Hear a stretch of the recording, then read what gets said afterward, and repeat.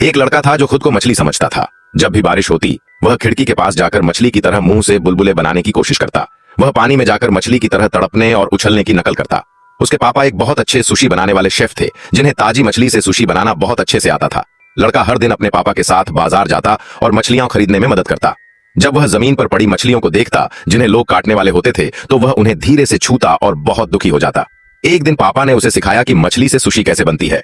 पापा ने मछली के टुकड़े को हाथ में लेकर उसे चावल पर रखा, ऊपर से सॉस डाली और सुशी बना दी। लोग जब उस सुशी को मजे से खाते तो लड़का चुपचाप सिर झुका लेता। उसे लगता कि लोग मछली नहीं, जिंदा जाने खा रहे हैं, जैसे कि उसकी अपनी जाति।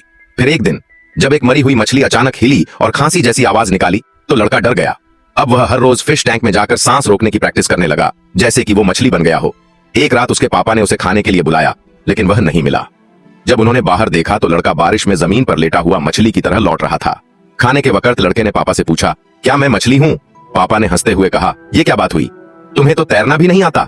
उन्हें उसका अजीब बर्ताव तो समझ आया, पर उन्होंने कभी उसे डांटा नहीं। अगले दिन जब पापा सुशी बना रहे थे तो अचानक उन्होंने देखा कि मछली की जगह उनके बेटे का चेहरा दिख रहा है। उन्हें यकीन नहीं हुआ कि ये सपना है या सच्चाई। कुछ समय बाद पिता और बेटा फिर से बाजार मछली खरीदने गए। लड़के ने जमीन पर पड़ी मछलियों को देखा जिन पर दाम लगे थे। वे अब उसे अपनी ही जाति की लग रही थीं, जिन्हें इंसान पैसे में तौल कर ले जा रहे थे। यह देखकर उसका दिल टूट गया और वह रोते हुए वहां से भाग गया। पापा ने उसे बहुत ढूंढा, फिर देखा कि वह समुद्र के किनारे खड़ा है और गहराई से समुद्र को देख रहा है। पापा डर गए और चिल्लाए, बेटा कुछ मत करना। लेकिन लड़का कुछ नहीं बोला और सीधा समुद्र में कूद गया।